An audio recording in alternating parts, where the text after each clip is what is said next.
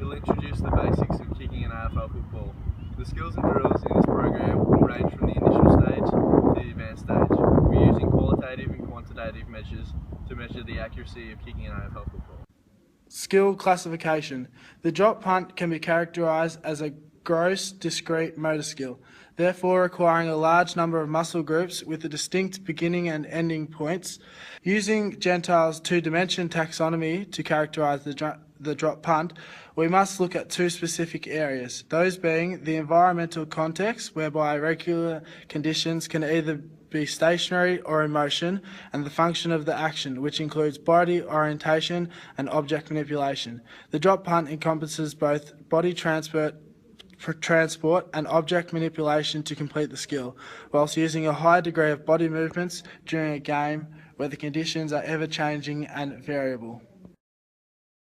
During this program, we can expect to see the participant learn how to kick a football with correct technique and increased accuracy. They will work their way up from the cognitive learning stage all the way to the autonomous learning stage. So this is an advanced goal kicking drill that we'll be using for both pre and post testing. So it's set up, there's 5 cones around, set up in an arc, roughly 25 metres out from goal. And at each cone we'll be having 2 kicks per test. And so the way that it will be graded is if you kick it through the goals it's 6 points, through the points it's 1 point, and if you miss it's 0. And that will give us an accurate measure of the accuracy of the kick. The qualitative measurements we'll be using are a series of skills that are used for a football kick, such as the ball drop and leg swing. If they are performed adequately, the participant is able to advance in the course. The quantitative measurement we'll be using is the pre and post test. If the participant can kick more goals and points with correct technique, they have successfully learnt how to kick a football.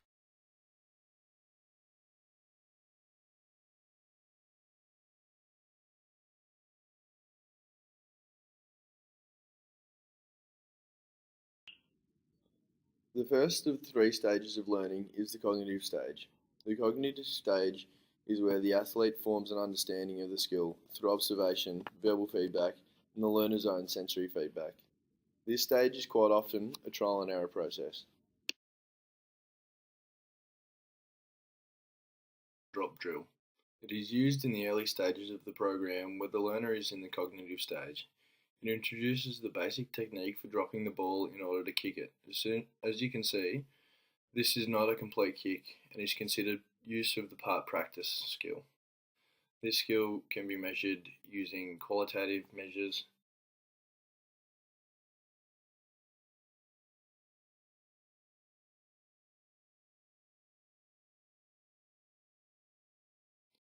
The leg swing is where the athlete swings their leg to the peak of their range of motion. This is meant to simulate the phase of kicking the ball. This activity is used at the start of the training program as it highlights the key component of the skill. It is also a form of part practice. The ball grip test is performed in the first week of the program. It helps the athlete establish a knowledge of a correct grip on the ball. In this drill, the athlete slightly throws the ball up and catches it again, while focusing on catching the ball with the correct grip. This can be measured quantitatively by counting the number of correct catches. This drill is called kicking to yourself while standing still.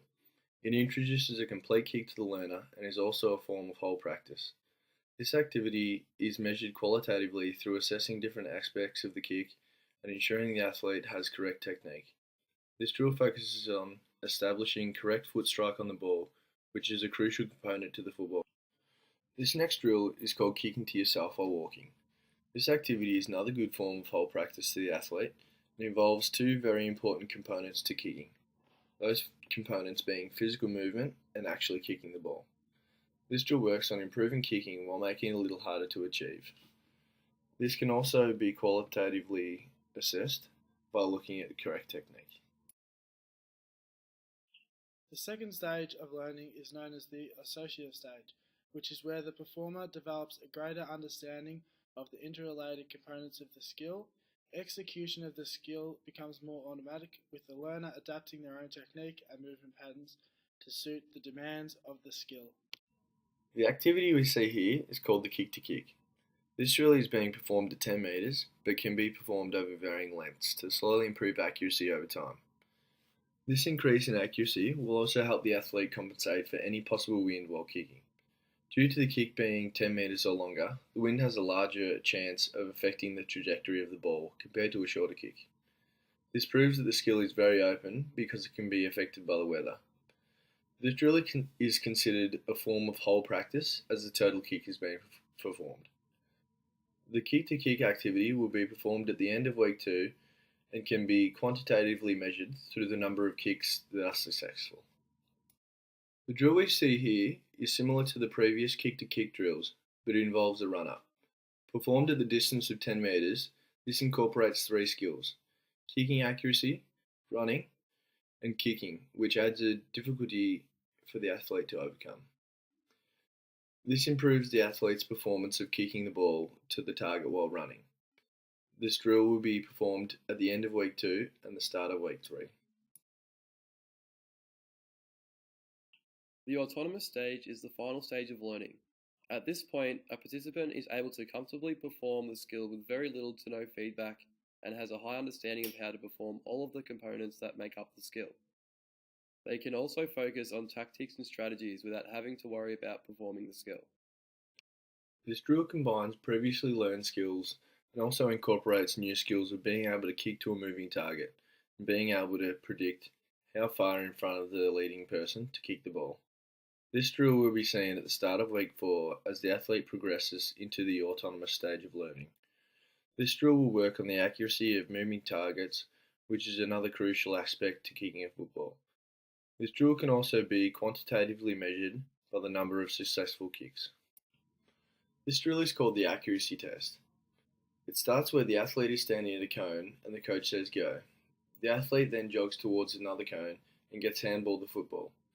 As he receives the ball, the coach says left or right, which the athlete responds to by either kicking left or right to the square of cones. This drill is certainly an autonomous drill, as the athlete has to respond to outside stimuli such as an order to kick to a certain square. This takes the focus away from the technique of kicking the ball. This activity will be used towards the end of week 4. This can be quantitatively measured through the accuracy of the kick and by the amount of times the ball lands in each square. The spur coaching method includes 4 steps. Show, this includes demonstrating the skill. Practice, which is get the participant to try it themselves. Instruct, where you give the participants specific instructions. And reward, this is when you give a reward for effort and achievement. This page highlights the different styles of practice we'll be using, as well as the benefits which will help the novice over the 4-week period within our training program.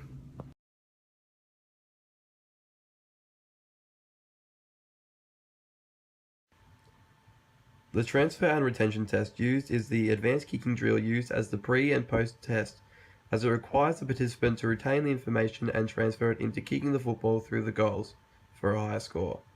Mental practice could also help this.